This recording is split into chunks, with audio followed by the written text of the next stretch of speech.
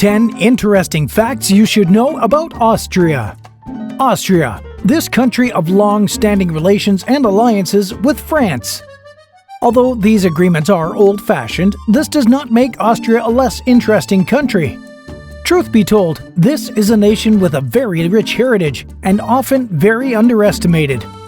What if we'd learned some more about Austrian culture to remedy this? Let's discover 10 unusual facts about Austrian culture. But first of all, let us welcome you to our channel. If you like this content, consider liking the video and subscribing to our channel by activating the bell. Also, tell us what other video themes you would like to see in the near future.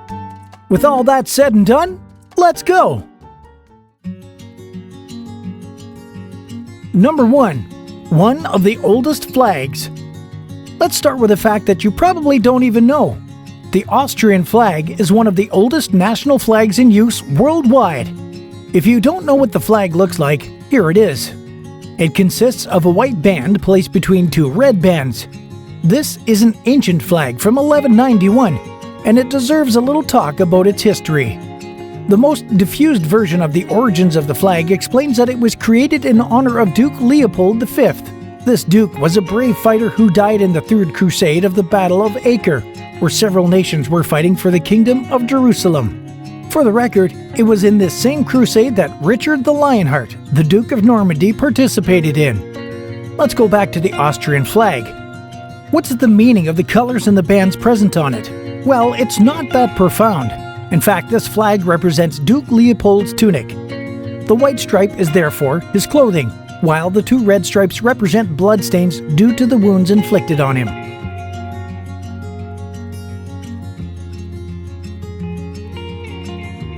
Number 2. Really tight schedules. Austria is in the same time zone as France.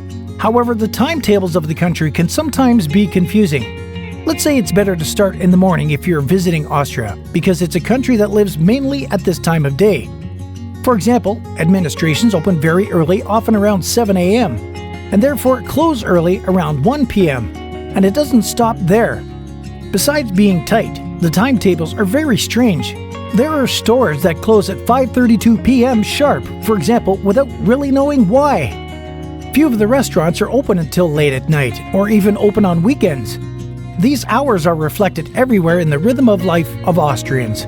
They get up early, they eat early, at 5 p.m. it's dinner time, and if large cities like Vienna are quite well endowed in terms of commerce, it's the countryside life that stops at 6 p.m. Number 3. Bed sharing. We all know the feeling when we sleep with someone and they steal the duvet, so we have nothing left and we find ourselves struggling to sleep. You should know that in Austria, this never happens. And yes, if you find yourself sleeping in Austria for some reason, don't be surprised to see 2 duvets on a double bed. Instead of using one large duvet, Austrians prefer to offer 2 individual duvets. This allows everyone to manage their duvet however they want and have a semblance of personal space. This way, you're sure not to lose the duvet and catch a cold overnight. Number 4. To be stared at. In general, it's widely accepted that staring at someone insistently is rude and derogatory. But in Austria, not at all.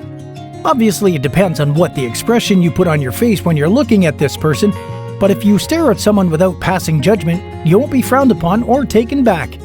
The Austrians do not attach the same meaning to insistent gazes at all.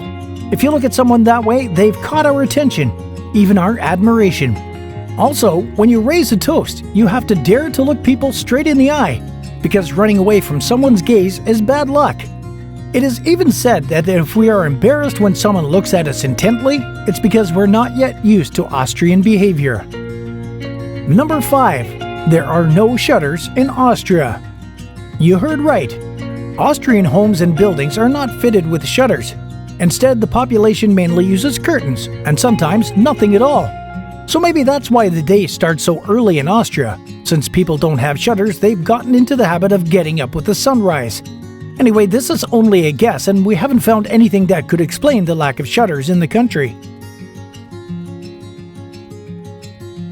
Number 6. Austrian restaurants. Unlike France, where smoking is forbidden in a restaurant, in Austria there is no law prohibiting this. Well, some restaurants still refuse smokers, but otherwise the management offered by the precinct is quite complex. For example, there are establishments with dedicated smoking areas, often in a separate room at the back, which makes it possible not to compromise the comfort of all the other customers. But overall, it should come as no surprise that upon entering an Austrian restaurant, the entire interior is available for smokers. Another oddity of coffee shops, it's not uncommon that when the room is full that you get asked to move over a little bit to free up part of your table. Austrians are ready to be squeezed in if it means being able to settle in where they want. Number 7. Numbers and letters. Often, the buttons on the elevators are subject to questioning when one ignores the Austrian way. Indeed, the majority of elevators are equipped with buttons bearing numbers, but also letters. And when you don't know which button indicates what, it's easy to find yourself lost in a building. While this mechanism is natural for the local population, to put it simply, the numbers indicate the floors, as in our elevators in France, for example, or in the US. The buttons with letters, on the other hand, serve as a checkpoint, and therefore represent the main floors such as the ground floor, the parking lot, the roof, or other specific important levels. But again, you would have to know which letter corresponds to which part of the building. Number 8. Skiing at the heart of Austrian culture. Skiing is certainly the sport of choice for the nation of Austria. This fact takes on its full meaning when we know that the country is 62% covered by mountains called the Austrian Alps. Austria has something to brag about, with its 13 peaks exceeding 3,000 meters in altitude and another 34 exceeding 2,000 meters. That way, it's rare to meet a native who does not know how to ski downhill, as this sport has become an obvious entry in the customs of the country. From a young age, Austrian children learn the theoretical basis of this sport in school, and very often spend their holidays with their family or a colony in ski resorts. It's thanks to all the knowledge instilled by the educational system, and also thanks to the sporting experience which is very present in the ski resorts. Austria has a large number of medals in this field of alpine skiing.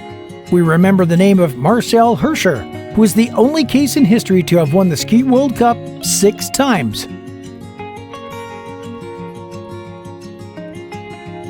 Number 9. Austrian brands are well established all over the world.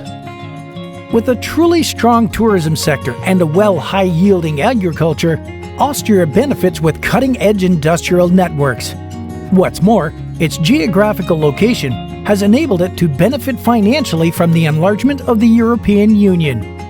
Indeed, Red Bull and Pago drinks, KTM motorcycles, Pez candies, Glock pistols, Swarovski crystals, or even Novomatic slot machines are all products straight from the Austrian brands and have absolutely conquered the world market, not to mention the sponsors they are establishing across the world. Exports are in fact the main engine of the country's economy. In addition to these brands, Austria is home to engineering leaders like Andritz. However, many analysts agree that the taxes and administrative criteria to which these brands are subject act as a brake on their ability to compete. Austria's business future is therefore no less certain. Number 10. Vienna, a versatile capital. The capital of Austria, Vienna, has always cultivated contrasts. If we say this, it's because its visibility is torn between the tradition of its past and the ambitions of modernity. In fact, the Austrian capital has been torn for several years between nostalgia and modernism. For example, in the same city, you can visit the imperial apartments of Sisi, a real historical heritage dating from the 14th century. But there are also other more recent areas such as the Museum Quarter, which has several contemporary art exhibitions. Despite these cultural instabilities, Vienna is a very warm and touristic city.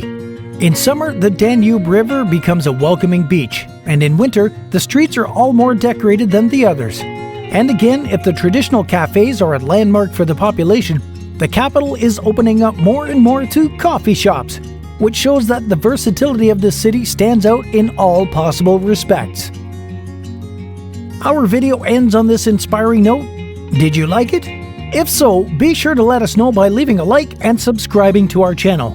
You can also share this video with your family or friends so they can learn more about Austria and its capital. Thanks for watching, and we'll see you very soon in another video.